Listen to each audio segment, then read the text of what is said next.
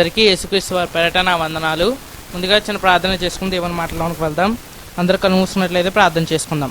పరలోకమందున మాకు తండ్రి, చక్కటి సమయాన్ని సందర్భాన్ని మాకు దయచేసిన వందనాలు తండ్రి. చక్కటి సమయంలో నూతనమైన వాక్య భాగంలోకి మేము వెళ్ళుచుండగా వినగలిగే చెవి, గ్రహించగలిగే హృదయం, లోబడే జీవితాన్ని మాకు దయచండి తండ్రి. నీ యొక్క ఈ విశ్రాంతి దినమైన ఈ ఆదివారంన నేను ఆరాధించుకునే భాగ్యాన్ని, స్తుతించుకునే భాగ్యాన్ని మా అందరికీ దయచేస్తారని కోరుకుంటూ, మరలా తండ్రిని పిలుచుకునే భాగ్యం మా అందరికీ దయచేస్తారని ఈ చిన్న ప్రార్థన యేసుక్రీస్తు వారి నామమున అడిగిపెట్టుకున్నాం తండ్రి, ఆమేన్. ప్రియమైన దేవుని వారలారా, మనము గత కొద్ది వారాలుగా బైబిల్లో ఉన్న అనేక విషయాలు శీర్షికల రూపంలో మనం నేర్చుకుంటూ వచ్చాము. ఈ వారము కూడా ఒక నూతనమైన శీర్షికనైతే మనం ప్రారంభించుకునబోతున్నాము. ఈ శీర్షికకున్న పేరు ఏమిటంటే ఆత్మీయ అనారోగ్యం. మరలా చెబుతున్నాను, ఆత్మీయ అనారోగ్యం. ఎందుకు వీటి కోసం చెప్పాల్సి వచ్చిందంటే, ఎందుకు వీటిని ప్రత్యేకంగా ప్రస్తావించవలసి వచ్చిందంటే, ఈరోజు మనిషి తన దైనందిన జీవితంలో తనకొచ్చే రాబడిని ఎక్కువగా ఈ యొక్క వైద్యానికి ఖర్చు పెడుతున్నట్టుగా మనం చూడగలం. ప్రపంచంలో అనేక మంది వైద్య వృత్తిని ఎన్నుకుంటున్నారంటే కారణము ఆ వృత్తిలో ఎక్కువ రాబడి వస్తుందని చాలామంది దాన్ని ఎన్నుకుంటూ ఉంటారు.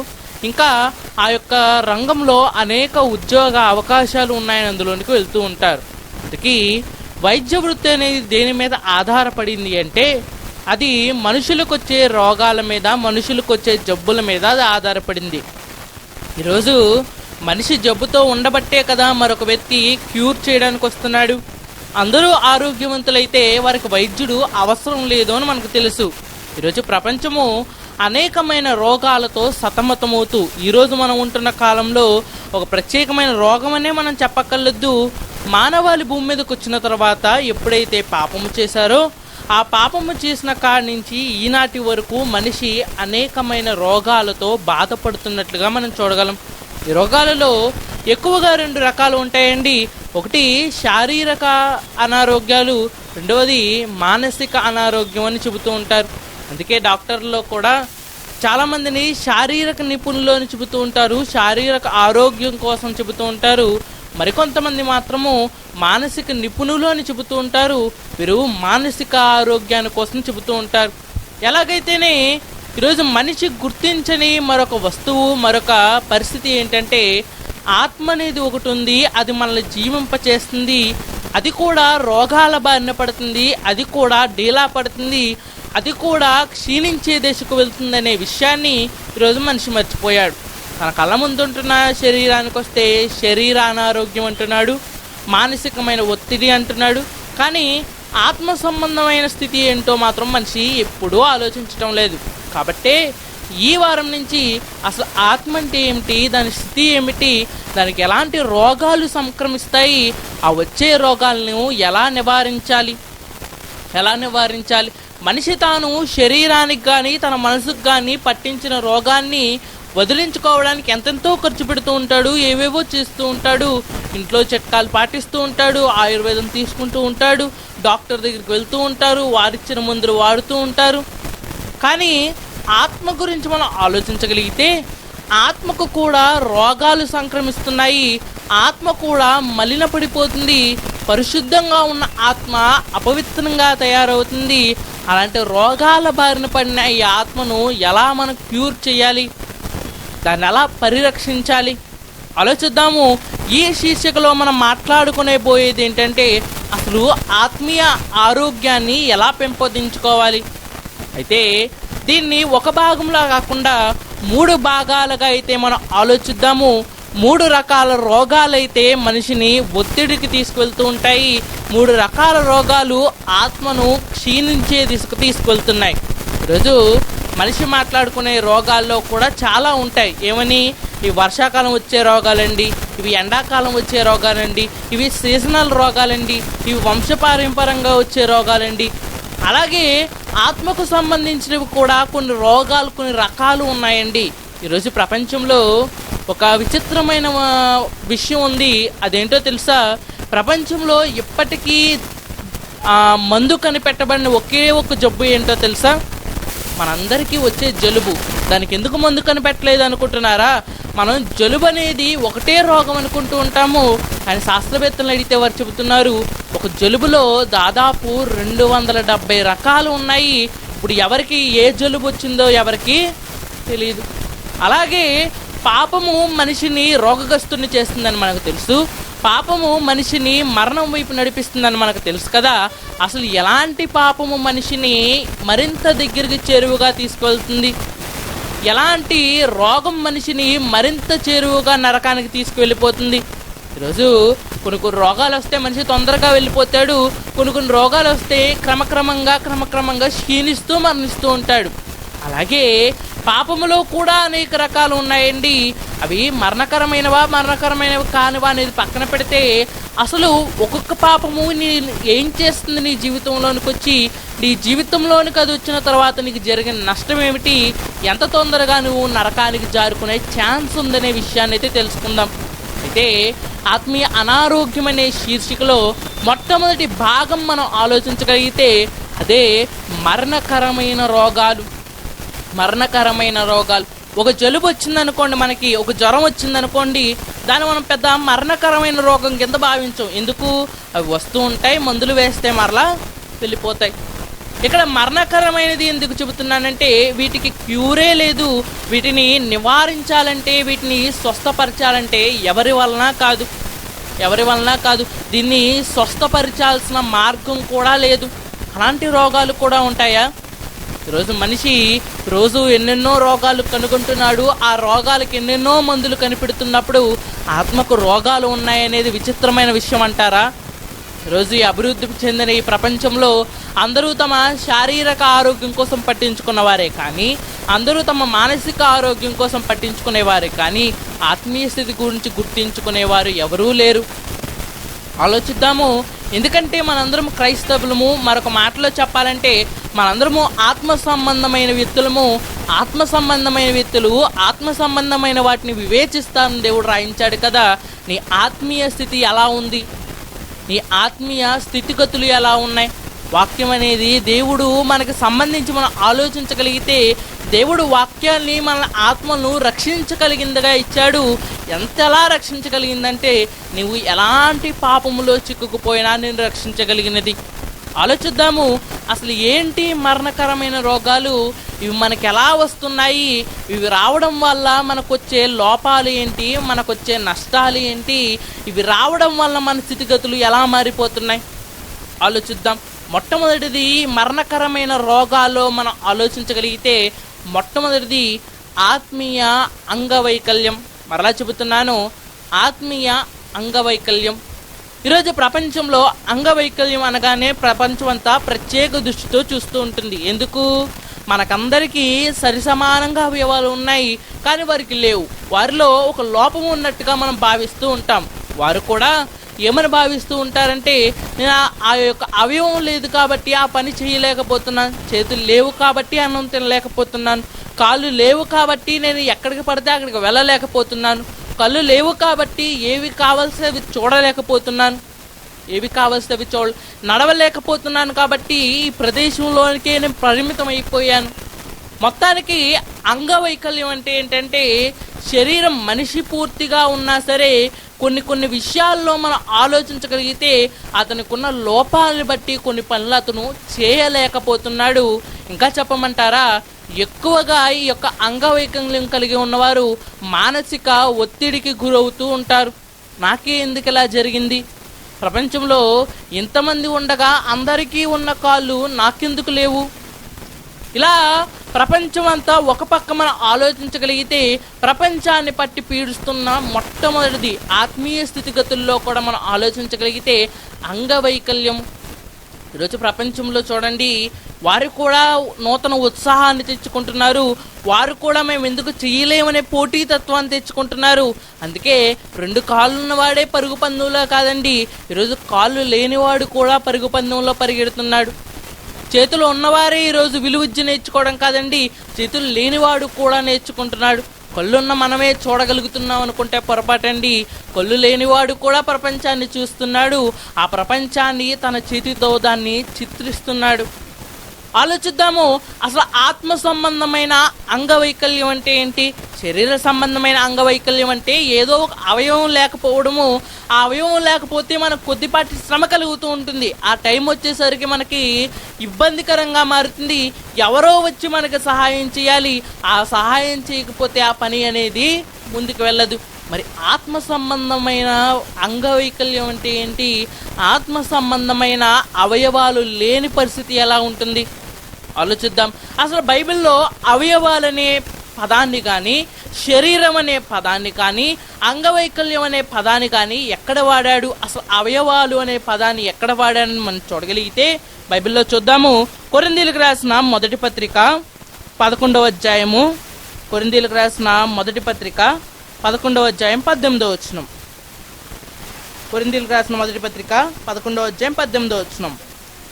మొదటి సంగతి ఏమనగా, మీరు సంఘమందు కూడి ఉన్నప్పుడు మీలో కక్షలు కలవని వినుచున్నాను. కొంత మట్టుకు ఇది నిజమని నమ్ముచున్నాను. మీలో యోగ్యులైన వారెవరో కనబడినట్లు మీలో భిన్నాభిప్రాయములు ఉండక తప్పదు. మీరందరూ కూడి వచ్చుచుండగా మీరు ప్రభు రాత్రి భోజనము చేయుట సాధ్యము కాదు.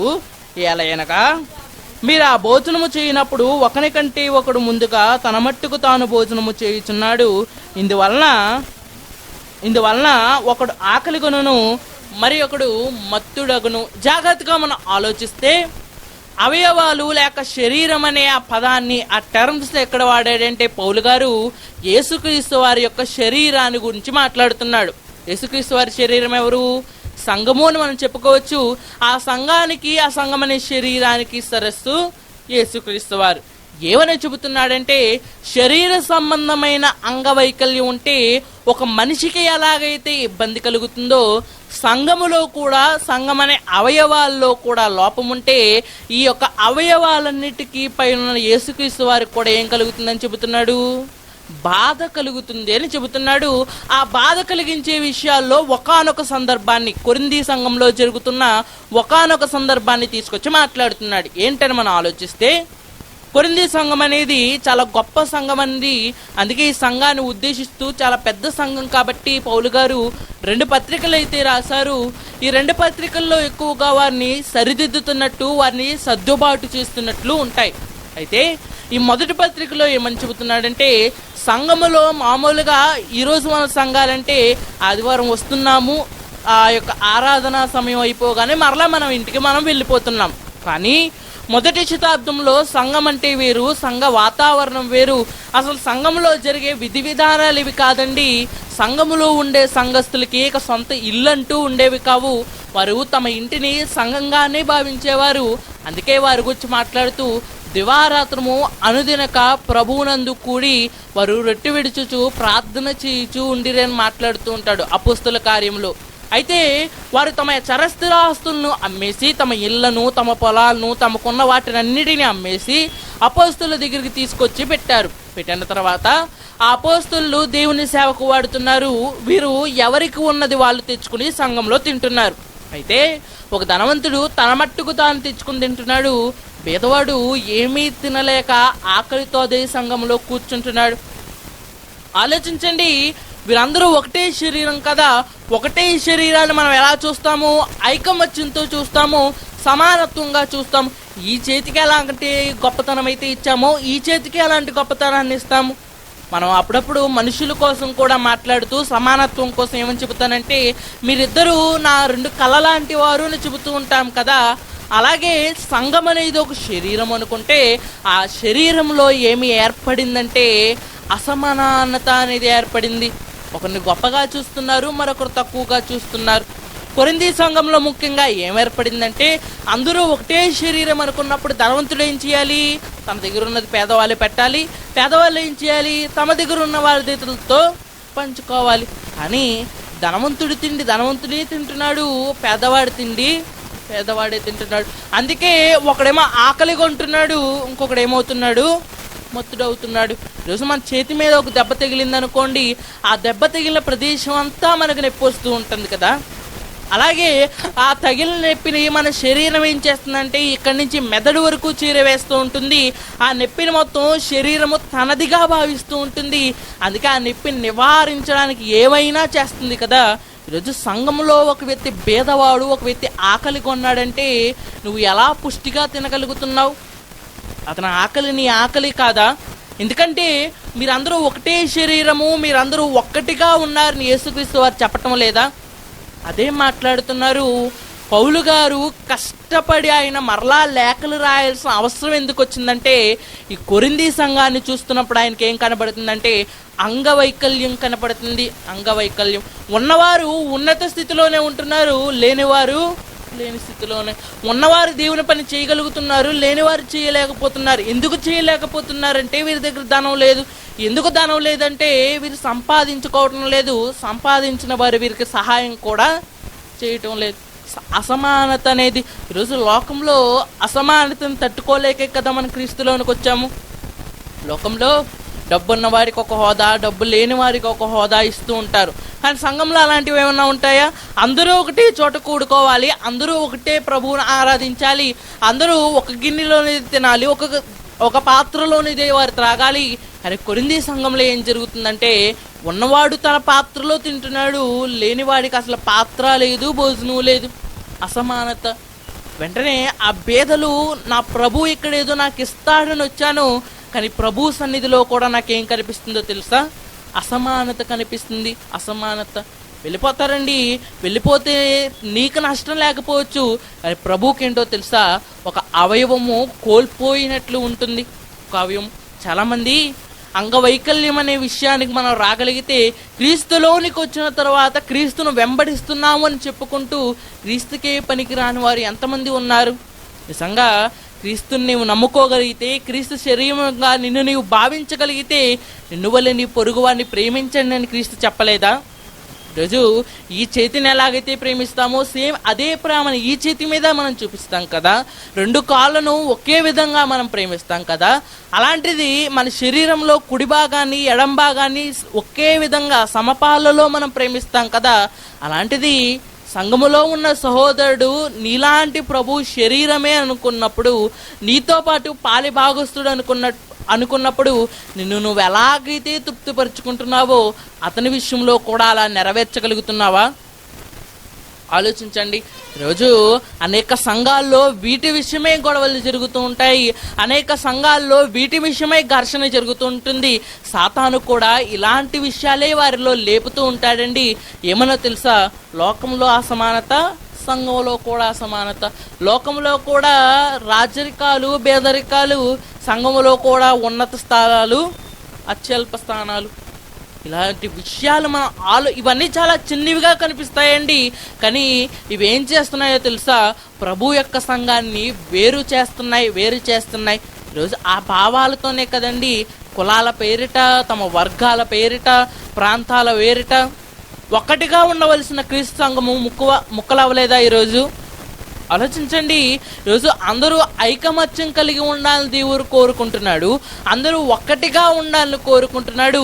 కానీ నీవు వేరు నేను వేరు అనే అసమానత ఏం చేస్తుందంటే ఒక అవయవాన్ని కోల్పోయే స్థితిగా తీసుకువెళ్ళిపోతుంది. అందుకే పౌలు గారు మాట్లాడుతూ అనే సంఘాన్ని గురించి ఏమంటూ ఉంటాడంటే, మీరు చేతనైతే ఒక రాయిని పెట్టండి, సంఘాన్ని కట్టడానికి ప్రయత్నించండి, కానీ సంఘాన్ని కూల్చడానికి ప్రయత్నించకండి. ఆయన మాట్లాడుతూ ఏమంటాడంటే, నేను ప్రయాసముతోనూ భారముతోనూ ఈ సంఘాలన్నీ కడుతున్నాను. అందుకే తాను సువార్త చేసి వెళ్ళిపోకుండా మరలా ప్రాంతాలన్నీ పరామర్శిస్తున్నాడు. ఎలా ఉన్నాయి నేను కట్టిన ఈ క్రీస్తు సంఘాలు, క్రీస్తుకి ఇవ్వబడిన ఈ శరీరాలు బాగున్నాయా, లేక అంగవైకల్యంతో ఉన్నాయా, లేక ఏమైనా లోపాలతో ఇవి బాధపడుతున్నాయా, లోకవాళ్ళతో ఏమైనా బాధపడుతున్నాయి? మరొక మాట మీకు చూపిస్తాను, చూడగలిగితే ఎఫెసీ పత్రిక 4వ అధ్యాయము 16వ వచనం. ఎఫెసీ పత్రిక 4వ అధ్యాయము 16వ వచనం. ఆయన శిరస్సై ఉన్నాడు, ఆయన నుండి సర్వ శరీరము చక్కగా అమర్చబడి తనలోనున్న ప్రతి అవయవము తన పరిమాణము చొప్పున పనిచేయుచుండగా ప్రతి కీలు వలన ప్రతి కీలు వలన కలిగిన బలము చేత అతుకబడి ప్రేమయందు తనకు క్షేమాభివృద్ధి కలుగునట్లు శరీరము అభివృద్ధి కలుగజేసుకుని ఉన్నది. తర్వాత చదువుదాం. ఇక్కడ ఏమని మాట్లాడుతున్నారంటే, మరలా పౌలని వ్యక్తి ఎఫెసు సంఘానితో మాట్లాడుతున్నాడు. సంఘములో ఉన్నవారు మీరు వేరు, మీరొక కుటుంబం, మీరొక వ్యక్తి, సపరేట్ కాదు, అందరూ ఒకటే. ఏమని అభివర్ణిస్తున్నాడంటే వారందరినీ, ఈరోజు మన శరీరంలో కీళ్ళు ఎలాగైతే ఉంటాయో ఆ కీళ్ళన్నీ కలిపి మనకి ఎలాగైతే బలాన్ని చేకూరుస్తూ ఉంటాయో, ఈరోజు మన చేతిని ముడవాలనుకోండి, మన మెదడు దీనికి ఆదేశం ఇవ్వాలి, ఇక్కడున్న కీళ్ళన్నీ ముడుచుకోవాలి. ఆ ముడుచుకుంటే మనకు ఒక బలం వస్తుంది, పిడికిలి బలం అని చెబుతూ ఉంటాం కదా. ఈరోజు సంఘంలో ఉన్నవారు వారి పని చేస్తేనే సంఘం గొప్ప కావదండి, వీరు పని చేస్తేనే సంఘం గొప్ప కావదండి. ప్రతి విశ్వాసికి సంఘం మీద బాధ్యత ఉంది. ఆ బాధ్యత ఏంటో తెలుసా?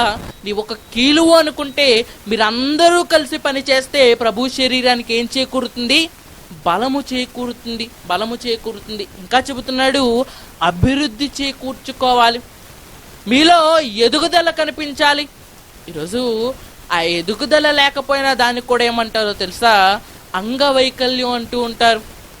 ఒక వ్యక్తి 20 సంవత్సరాలు అంటే ఎంత ఉండాలి మనిషి? దాదాపు ఒక 5 అడుగులో 6 అడుగులో ఉండాలి. కానీ మనిషి మాత్రము 2 అడుగులు 3 అడుగులు ఉన్నాడు అనుకోండి, దాన్ని మనం ఏమంటామో తెలుసా? ఇతనిలో ఎదుగుదల లేదండి, ఇతను కూడా ఒక అంగవైకల్యానికి సంబంధించిన వాడే. ఈరోజు సంఘానికి కూడా అలాంటి అంగవైకల్యం చోటు చేసుకుందండి.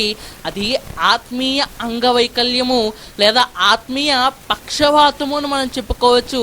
అందుకే ఈరోజు సంఘ కాపరి మాత్రమే పని చేయాలనుకుంటున్నాము, కాదండి. అతనికి ఒక్కడికే సంఘం మీద బాధ్యత లేదు, ఈరోజు మన అందరికీ ఉంది. తీస్తా ఆ సంఘ కాపరి ఒక్కడి కోసమే మరణించాడా? మన కోసం మరణించలేదా? ఆలోచించండి. ప్రారంభం నుంచి మనం చూడగలిగితే దేవుడు ఐక్యతతో మనుషులు ఉండాలని ఎంత బాగా అయితే ఆయన కోరుకున్నాడో, ఆ ఐక్యత అయితే ఈరోజు ప్రపంచంలో కనిపించడం లేదు. ప్రపంచం చూడండి, దేశాలుగా మొక్కలైపోయింది, రాష్ట్రాలుగా మొక్కలైపోయింది, భాషల వారిగా, కులాల వారిగా, మతాల వారిగా మొక్కలైపోయారు. అందుకే ప్రపంచానికి వేరుగా క్రైస్తవ్యాన్ని ఐక్యత కలిగిన వారిగా నిర్మించాలని కోరుకున్నాడు. ప్రభువునందు వారందరూ ఐక్యత కలిగి ఉండాలని కోరుకున్నాడు. కానీ ఆ సంఘములోనికి కూడా సాతానుడు ప్రవేశించాడు.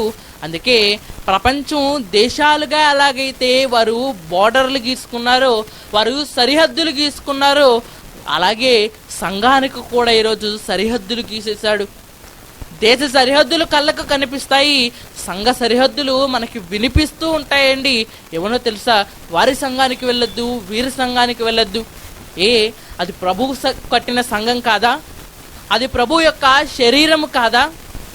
ఆలోచించండి. చేతనైతే ప్రభువుకు నీవు బలాన్ని చేకూర్చాలే, కానీ ఆ ప్రభువుని ఇస్తున్న బలాన్ని తీసుకుంటూ సంఘాన్ని ఇంకా క్షీణ దశకు తీసుకెళ్తావా? ఆలోచించండి. ఈరోజు ప్రపంచంలో అందమైన ఆరోగ్యవంతుడిగా ఉన్నవాడికి ఏదైనా ఎఫెక్ట్ అయిందనుకోండి, అప్పటి వరకు ఎంత బలవంతుడిగా ఉన్నవాడైనా సరే బలహీన పడిపోతూ ఉంటాడు. ఈరోజు మన ప్రభువుని శిలువ మీద చూస్తుంటేనే మనకి కళ్ళ నీళ్ళు ఆగవు కదా. అలాంటి ప్రభు ఒకనాడు వారి చేత బలహీనుడయ్యాడు, యూదుల చేత. ఈరోజు నీవు నేను పని చేయకపోవడం వల్ల ఆయన బలహీనుడవుతున్నాడు. కీళ్ళ వలన మనము కీళ్ళుగా భావిస్తున్నాడు. మనం పని చేస్తే ఆయనకు అభివృద్ధి కాదు, మనకే, శరీరం అనే మనకే అభివృద్ధి అనేది చెబుతున్నాడు. ఇంకా ఏమని చెబుతున్నాడంటే బలము అని చెబుతున్నాడు. ఐక్యత కలిగి ఉంటే ఎంత గొప్పగా ఉంటుందో మనకు తెలుసు, ఐక్యత కలిగి ఉంటే ఎంత బలమో మనకు తెలుసు.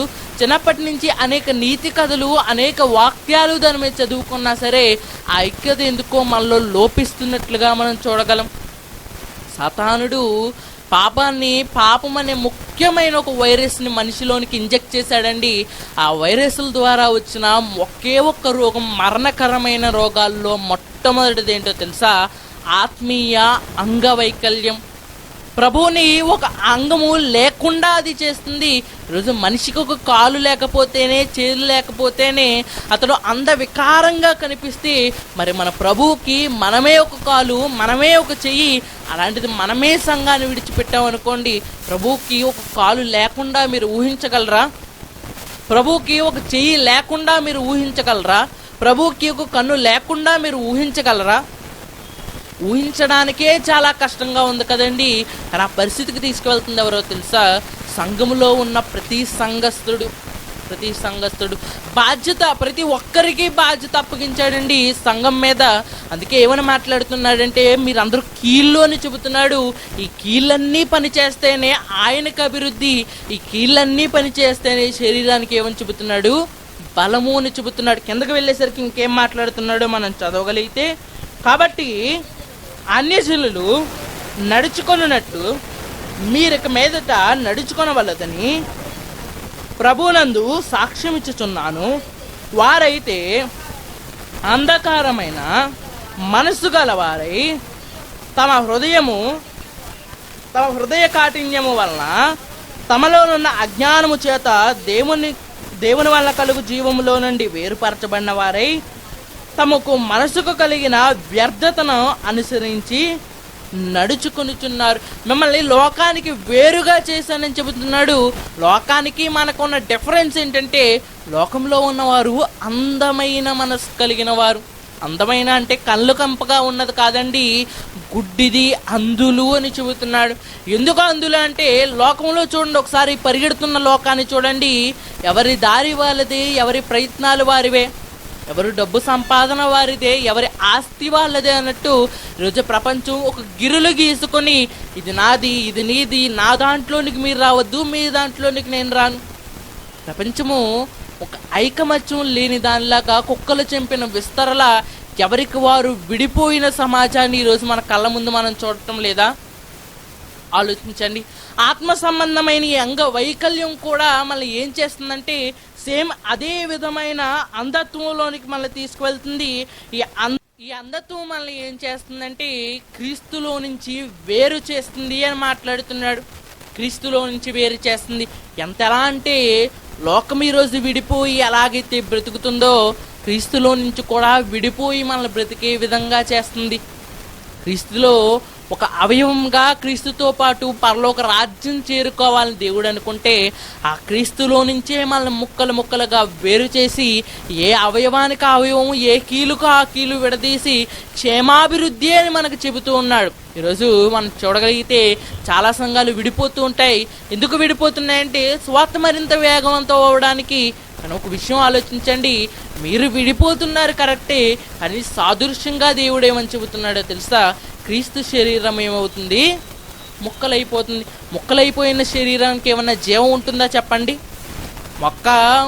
ఒక కొమ్మ విరిచి ఇంకొక కొమ్మ వేరే చోట వేస్తే జీవం వస్తుందేమో, కానీ మనిషి నుంచి చెయ్యి వేరు చేసి మిగతా శరీరం అంతా కావాలంటే వస్తుందా?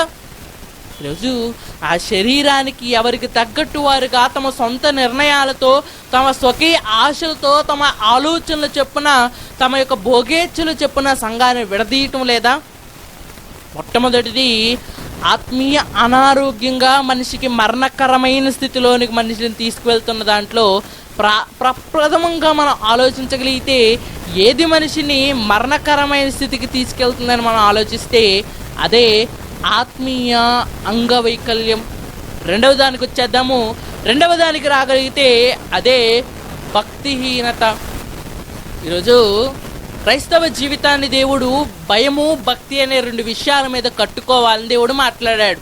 అంతే కదండి. అందుకే సామెతల గ్రంథంలో మనం ఆలోచించగలిగితే ఎక్కువగా కొన్ని మాటలు మనకు కనిపిస్తూ ఉంటాయి. ఏమని? యెహోవా యందు భయభక్తులు కలిగి ఉండటం వల్ల ఎలా జరుగుతుంది, యెహోవా యందు భయభక్తులు కలిగి ఉండడం వల్ల ఇది మీకు బెనిఫిట్ అని చెబుతూ ఉంటాడు. ఉదాహరణకు ఒక మాట అయితే మీకు చూపిస్తాను. చూడగలిగితే సామెతల గ్రంథము 10వ అధ్యాయము, సామెతల గ్రంథము 10వ అధ్యాయము 27వ వచనం. యెహోవా యందు భయభక్తులు కలిగి ఉండుట దీర్ఘాయువునకు కారణము, భక్తిహీనుల ఆయుష్ తక్కువైపోవును. జాగ్రత్తగా మనం ఆలోచిస్తే మొట్టమొదటిది ఏమిటంటే ఆత్మీయ అంగవైకల్యం. మన కళ్ళ ముందు ఉన్న వాటి కోసమే మాట్లాడుతున్నానండి. రెండవది ఏంటంటే భక్తిహీనత. ఈరోజు క్రైస్తవ్యంలోనికి మనం వచ్చిన తర్వాత క్రైస్తవ్యం దేని మీద బేస్ అయ్యిందంటే, క్రైస్తవ్యం దేని మీద నిలబడింది అంటే భయము, భక్తి అనే రెండు విషయాల మీద ఆధారపడింది. అంతే కదండి. దేవుని మీద నీకు భక్తి ఉందనుకో, ఆటోమేటిక్గా ఏమొస్తుంది? భయం వస్తుంది. ఆ భయం ద్వారా నువ్వేం చేస్తావంటే దేవునికి లోబడి జీవిస్తావు. ఆ లోబడి జీవించే ఆ ప్రక్రియనే దేవుడు భక్తి అని మాట్లాడుతూ ఉంటాడు. భయము భక్తి వేరు వేరు కాదండి, రెండు ఒకటే చోట ఉంటాయి. భయము లేని భక్తి అయినా సరే, భక్తి లేని భయం అయినా సరే నిరర్ధకం అని దేవుడు మాట్లాడుతున్నాడు. అయితే ఈ భయభక్తులు కలిగి ఉండడం వల్ల మనిషికి చాలా బెనిఫిట్స్. కానీ ఎప్పుడైతే ఈ భక్తిహీనత అనేది మనలోకి వచ్చిందో, అనగా ఈ భక్తిని మనం కోల్పోయామో, అప్పటితో దేవునితో మనకున్న సంబంధం అనేది కోల్పోతుంది. భక్తిహీనతకి లోకంలో ఉన్న రోగానికి చాలా దగ్గర పోలికుంది. ఏంటా అని మనం ఆలోచిస్తే, భక్తిహీనత లోకంలో మరొక రోగం కూడా సేమ్ ఇలాగే ఉంటుంది. పేరు ఏంటో తెలుసా? రక్తహీనత. రక్తహీనతని ఇంగ్లీష్లో ఎనేమియా అంటారు. ఎనేమియా అంటే, రక్తహీనత అంటే అర్థం ఏమిటి? మనకి ప్రాణం ఏమిటి? రక్తము. ఆ రక్తంలో మనకు కావలసిన పదార్థాలన్నీ ఉంటాయి. మనం తిన్న ఆహారము, దానిలో ఉన్న గ్లూకోజ్ అంతా వెళ్ళి రక్తంలో కలుస్తుంది. రక్తము శరీరానికి అందిస్తుంది. దాని ద్వారా మనకు జీవం వస్తుంది. అందుకే చెయ్యి కదులుతుంది, నోరు మాట్లాడుతుంది, కళ్ళు చూస్తున్నాయి. మొత్తానికి రక్తం ఏమిటంటే మనిషి యొక్క శరీరానికి జీవాధారం. ఆ రక్తమే లేకపోతే, ఆ రక్తమే చిక్కబడిపోతే, లేక ఆ రక్తానికి లోపం వచ్చిందనుకోండి, కరువు వచ్చిందనుకోండి, దానికి మనం పెట్టుకున్న పేరేంటి? రక్తహీనత. రక్తహీనత.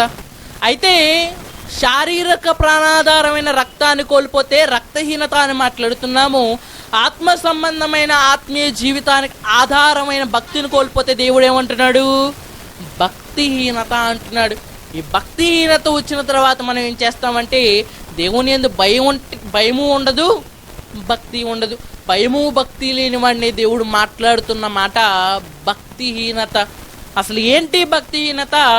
ఈ భక్తిహీనత వచ్చిన తర్వాత మనలో హీనిస్తున్నది ఏంటి? ఆ హీనించబడుతున్న వస్తువు తద్వారా మనల్ని ఎక్కడికి దారి తీస్తుంది? దేవుని యందు భయభక్తులు కలిగి ఉంటే శరీరము ఇవి జరుగుతాయి, అవి జరుగుతాయి అని మాట్లాడాడు కదా. దేవుని యందు భయభక్తులు లేకపోతే ఏం జరుగుతాయో కూడా దేవుడు మాట్లాడాడు. వాటిని చూసుకుని మనం ముందుకు వెళ్దాం. చూడగలిగితే కొరింథీయులకు రాసిన మొదటి పత్రిక 9వ అధ్యాయము, కొరింథీయులకు రాసిన మొదటి పత్రిక 9వ అధ్యాయము 26వ వచనం. కొరింథీయులకు రాసిన మొదటి పత్రిక 9వ అధ్యాయము 26వ వచనం. కాబట్టి నేను గురి చూడని వాని వలె పరిగెత్తువాడు కాను, గాలిని కొట్టినట్టు నేను పోట్లాడుటలేదు. కానీ ఒకవేళ ఇతరులకు ప్రకటించిన తర్వాత నేనే భ్రష్టుని అయిపోతున్నేమో అని నా శరీరమును నలుగుగొట్టి దానిని లోపరుచుకొనుచున్నాను. మరలా పౌలు గారి మాటల దగ్గరకు మనం వచ్చేసాము. పౌలు గారు మరలా ఏమని మాట్లాడుతున్నారంటే, నేను గాలికై ప్రయాసపడినట్లయితే ప్రయాసపడటం లేదు, నేను గాలిని కొట్టినట్లయితే పోట్లాడటం లేదు. ఈరోజు సాధారణంగా మనం ఆలోచిద్దాం. ఈ భక్తిహీనత వచ్చిన వాడికి ముఖ్యంగా ఉండే లక్షణం ఏంటో తెలుసా? మరలా అదే పదంతో వస్తుంది, బుద్ధిహీనత. భక్తి లోపించిన. భక్తి అంటే ఏంటి? దేవుణ్ణే భయభక్తులతో వాడు పూజిస్తూ ఆ దేవుడు చెప్పిన మార్గాల్లో నడవడమే భక్తి. ఎప్పుడైతే భక్తిహీనత మనలోనికి వచ్చిందో, మన సొంత మార్గంలో మనం వెళ్ళిపోతూ ఉంటాము. దేవుడు దాన్నే అంటున్నాడు బుద్ధిహీనత. దాన్నే మరొక పర్యాపదంలో ఒక ఉపమానంతో పౌలు గారు చెబుతున్నారు, నేను గాలిని కొట్టినట్లయితే నా ప్రయాస అయితే లేదు. గాలిని కొట్టడం వలన ఏమైనా ఉపయోగం ఉందా? ఆలోచించండి. గాలి ఎవడైనా కొడుతున్నాడంటే అతన్ని మనం ఏమంటాము? గొప్పవాడు అంటామా? ఏమంటాము? బుద్ధిహీనుడు. అతనికి ఏముంది? బుద్ధిహీనత. మెదడు సరిగ్గా పనిచేయటం లేదనేమో అండి, అతను సరిగ్గా ఆలోచించలేకపోతున్నాడేమో అండి. అలాగే ఈరోజు లోకములో మనము దేవుని యందు భయము భక్తి లేకుండా ఏ కార్యాలైతే చేస్తున్నామో పౌలు గారు వాటిని ఏమంటున్నాడో తెలుసా? అవన్నీ గాలికై ప్రయాసపడినట్టున్నది. ఈరోజు ఓ చక్కటి మందిరాన్ని నువ్వు కట్టావు, కానీ ఆ మందిరంలో దేవుడు లేడు. ఉపయోగం ఏమన్నా ఉందా? ఆలోచించండి. జీవితం 100 సంవత్సరాల జీవితం నువ్వు జీవించావు, కానీ ఆ 100 సంవత్సరాల జీవితంలో దేవుడు లేకపోతే 100 సంవత్సరాలను కూడా దేవుడు ఏమంటున్నాడో తెలుసా? వ్యర్థము అని ఆయన మాట్లాడుతున్నాడు. ఈరోజు నీకు ఇవ్వబడిన ఈ కాలములో దేవుడు చెబుతున్న సత్మార్గంలో ఏం చేయగలుగుతున్నావు? ఈరోజు భక్తి అంటే ఏవో 4 పాటలు పాడుకుని 2 ప్రార్థనలు చేసి దేవుని మందిరంలోనికి వచ్చి కూర్చుంటే అది భక్తి అనేది దేవుడు మాట్లాడటం లేదు, కానీ అదొక డిసిప్లిన్ అని మనం చెప్పుకోవచ్చు. కానీ నిజమైన భక్తి అంటే ఏమిటంటే దేవుని యందు భయము కలిగి ఆయన చెప్పిన విధముగా నడుచుకునేవాడే. అందుకే ఒకనాటి బైబిల్లో కనిపిస్తున్న వారందరూ భక్తులయ్యారు. ఈరోజు మనం భక్తిహీనులయ్యాం. వారెందుకు గొప్పవారయ్యారు, మనం ఎందుకు గొప్పవారు అవ్వలేకపోతున్నామంటే వారు దేవుడు చెప్పిందే చేశారు, కానీ భయముతో చేశారు. ఈరోజు మనకిష్టమైంది మనం చేస్తున్నాము, భయమా ఎవరి యందు లేదు. ఆలోచించండి. ఈరోజు దేవుడు చెప్పిన నువ్వు చేస్తున్నావు కరెక్టే, కానీ భయముతో చేయగలుగుతున్నావా? నిజముగా దేవుడు చెప్పినట్టే నీవు చేయగలుగుతున్నావా? ఆలోచించండి. ఈరోజు దేవుని పేరట సంఘాన్ని అయితే మనం ప్రారంభిస్తున్నాం, కానీ దేవునిలో ముందుకు నడిపిస్తున్నామా, లేక ఒక మనిషి అధికారం కిందకి ఆ సంఘాన్ని మనం తీసుకువెళ్ళిపోతున్నామా? ఆలోచించండి. సంఘానికి శిరస్సు క్రీస్తే అని చెప్పుకుంటూ ఉంటాం కదా, కానీ ఆ సంఘానికి శిరస్సు అనే ఒక హోదాని ఒక బోధకుడికో లేక ఒక మనిషికో నీవు అప్పగించేస్తే ప్రభు అంటున్నాడు అదే భక్తిహీనత అని మాట్లాడుతున్నాడు. అందుకే పౌలు గారు ఏమని చెబుతున్నాడంటే, ఒకవేళ ఎంత వాక్యం ప్రకటించిన తర్వాత కూడా నేనే భ్రష్టుని అయిపోతానేమో. ఈ రోగం ఎలాంటిదంటే, ఈ భక్తిహీనత అనే ఆత్మీయ రోగం ఎలాంటిదంటే, ఎంతటి వాడినైనా సరే, ఎంత గొప్ప వాక్యం తెలిసిన వాడినైనా సరే వాడిని ఎలా మారుస్తుందో తెలుసా? భ్రష్టుడి కింద మార్చేస్తుంది, బుద్ధిహీనుడి కింద మార్చేస్తుంది. చాలా భయంకరమైన రోగాలు కదా. కానీ ఈ భక్తిహీనత కోసం మనం ఎన్నిసార్లు విన్నామండి. ఇప్పటికే ఏమైనా అవేర్నెస్ తెచ్చుకున్నామా? ఇప్పటికే ఏమైనా దాని నుంచి కాపాడుకోవాలని ఒక భయం వచ్చిందా? ప్రపంచంలో అక్కడక్కడ గ్రామీణ ప్రాంతాల్లో చాలామంది వచ్చి అవేర్నెస్ ప్రోగ్రాములు జరిగిస్తూ ఉంటారు. అవేర్నెస్ అంటే ఏంటి?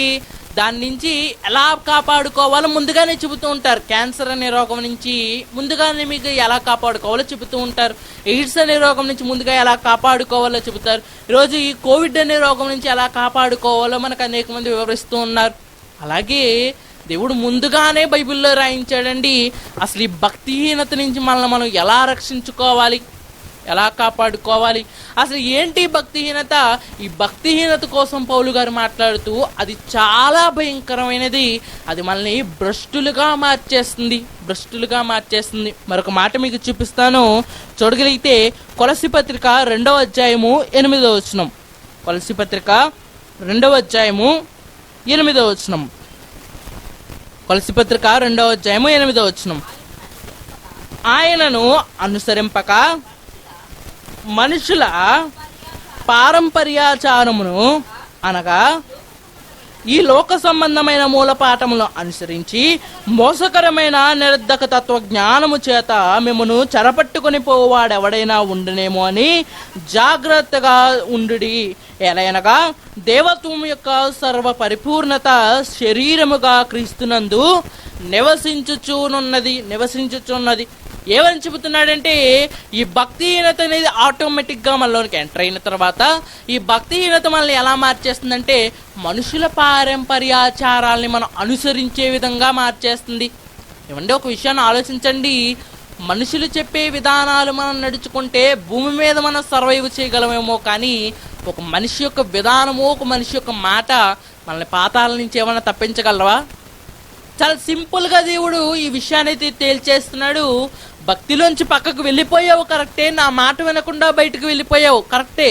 ఇప్పుడు ఏ మనిషి అయినా నీకు పరలోకాన్ని ఉచితంగా ఇవ్వగలడా? ఏ మనిషి అయినా పరలోకానికి తీసుకురాగలడా? పోనీ ఏ మనిషి అయినా నీ పాపాన్ని తీయగలడా? ఆలోచించండి. అందుకే దేవుడు లోకస్తులందరి మాటలను ఆయన ఏమని చెబుతున్నాడంటే, నిరర్ధకమైన తత్వజ్ఞానం, నిరర్ధకం, అవన్నీ ఏవి పనిచేయనవి, వాటిని చూసి నీవు గొప్పవి అని అనుకుంటూ ఉండొచ్చు, కానీ అవన్నీ నిరర్ధకమైనవి అని ప్రభువు మాట్లాడుతున్నాడు. ఇంకా కిందకు వచ్చేసరికి ఏమైనా మాట్లాడుతున్నాడో తెలుసా? ఆయన లోకులు అనుసరిస్తున్న నిరర్ధకమైన జ్ఞానం లాంటి జ్ఞానాన్ని అయితే మనకి ఇవ్వలేదు, కానీ దేవత్వాన్ని గురించిన పరిపూర్ణమైన జ్ఞానాన్ని ఇచ్చాడు. అందుకే ఆయన శరీరం అంది ఏం పరిపూర్ణమై ఉన్నది? దేవత్వం యొక్క సర్వ పరిపూర్ణత ఆయన శరీరం అందు ఉన్నది. ఈరోజు ఉండగలుగుతుందా? భక్తిలో పరిపూర్ణులుగా ఉండగలుగుతున్నామా? పరిశుద్ధతలో పరిపూర్ణులుగా మనం ఉండగలుగుతున్నామా? లేక ఈ యొక్క రోగాల బారిన పడి ప్రభువులోంచి బయటికి వెళ్ళిపోయి నరకానికి వెళ్ళిపోయే స్టేజ్లో మనం ఉన్నామా? ఆత్మీయ రోగాల గురించి మనం ఆలోచిస్తే ఎన్నో రోగాలు ఉన్నాయండి. అందులో మరణకరమైనవి మనకు ముఖ్యంగా కనిపించేవి 3 అని మీకు చెప్పాను కదా. అందులో 2 ఇప్పటికీ మీకు చెప్పాను. మొట్టమొదటిది ఆత్మీయ అంగవైకల్యం అనుకుంటే, రెండవది ఏంటో తెలుసా? ఆత్మ సంబంధమైన భక్తిహీనత. ఇది రక్తహీనత కన్నా గొప్పది, బుద్ధిహీనత కన్నా భయంకరమైనది. ఇక 3వ దానికి వచ్చేద్దాము. 3వది చాలా పెద్ద పేరండి ఈ రోగానికి ఉన్న పేరు. ఆ రోగానికి ఉన్న పేరు ఏంటంటే మానసిక ఆకస్మిక స్థితి. మీకు అర్థం కాకపోవచ్చు. మనం తరచుగా వాడుకునే మాట ఏంటో తెలుసా? కోమా అని చెబుతూ ఉంటారు. కోమా అంటే ఏంటి? బైబిల్లో దీనికి ఒక చక్కటి మాట అయితే ఉంది. ఏంటో తెలుసా? జీవించుచున్నావన్న పేరు మాత్రం నీకున్నది, కానీ నీవు మృతుడవే. చాలామందికి పక్షవాతం వచ్చిన తర్వాత, పెరాలసిస్ వచ్చిన తర్వాత చెయ్యి బాగానే ఉంటుంది, కానీ చేతిలో ఏమి ఉండదో తెలుసా? జీవం ఉండదు, చేతిలో స్పర్శ ఉండదు. ఆ మనిషి ఎంత బాగున్నా సరే కొంతమందికి ఎడం పక్క వస్తూ ఉంటుంది, కొంతమందికి కుడి పక్క వస్తూ ఉంటుంది, కొంతమందికి పర్టికులర్ అవయవాలకు వస్తూ ఉంటుంది. ఆ వ్యక్తి ఎంతో గొప్పవాడైనా సరే అతనికి తన శరీరం మీద ఏముండదో తెలుసా? అధికారం ఉండదు. అతను జీవించుచున్నా అన్న పేరు మాత్రమే, కానీ అతని చేతికి ఏమీ లేదో తెలుసా? అతని కారుకి ఏమీ లేదు తెలుసా? జీవము లేదు. ఈరోజు ప్రభువుని ఒక శిలువ మీద చూస్తుంటే మనకు బాధేస్తుంది కదా. అలాంటిది ప్రభు శరీరానికి రోగాలు వస్తున్నాయంటే చూసి మనం ఎలా సహించగలుగుతున్నాం? ఆలోచించండి. ఏదో ప్రభు మరణించాడని ఒకరోజు గుడ్ ఫ్రైడే రోజు ఏడవడం కాదండి. ప్రభువుని రోజు రోజుకి మనం పాపము చేత ఆయన్ని మరణకరమైన రోగములు వెంబడి తీసుకెళ్తున్నాము. ఆయన శరీరాన్ని గురించి మనం ఆలోచిస్తే ఆయన శిరస్సుగా ఆయన ఎంత పరిశుద్ధంగా ఆలోచిస్తున్నా ఆయన శరీరం మాత్రం అనేకమైన ఆత్మీయ రోగాలతో నిండిపోయింది. చివరి రోగం ఏమిటో తెలుసా? అది చాలా భయంకరమైనది. అది నీ ఉనికికి సంబంధించినది. ఈరోజు సంఘంలో సంఘస్థుడిగా నీకు పేరుండొచ్చేమో, పరలోకానికి వెళ్ళడానికి నీకు పేరుందా? ఆలోచించండి. భూమి మీద సంఘస్థుడిగా అందరి చేత గుర్తింపబడ్డావు అంటే భూమి మీద ఉన్న వారందరి దృష్టిలో నీవు జీవించుతున్నావు, కానీ పరలోకమందున్న దేవుని దృష్టిలో నీవేంటో తెలుసా?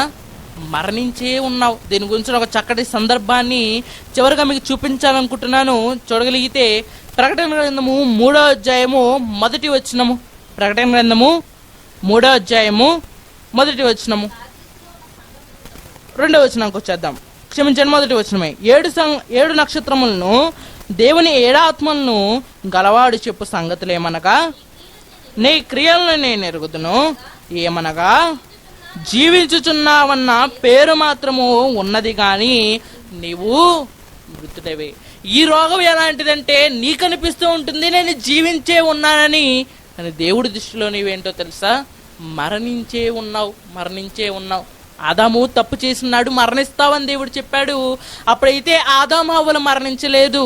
ఆదాము హవ్వలు లోకం దృష్టిలో సజీవులు, లోకం దృష్టిలో వాళ్ళు బ్రతికే ఉన్నారు, కానీ దేవుని దృష్టిలో వారేంటో తెలుసా? మరణించారు. ఒక తండ్రికి ఇష్టం లేని కుమారుడు చేస్తే నువ్వు నా దృష్టిలో మరణించావని ఎలాగైతే చెబుతాడో, పరలోకమందున్న దేవునికి ఇష్టం లేని విషయాల్లో మనం వెళ్తే, ఆ పాపాన్ని మనం చేస్తే ఆ పాపం ఏం చేస్తుందో తెలుసా? మనల్ని జీవించుతున్నావన్న పేరును మనకిస్తుంది, కానీ నువ్వు దేవుని దృష్టిలో ఎలాంటి వాడిగా చేస్తుందో తెలుసా?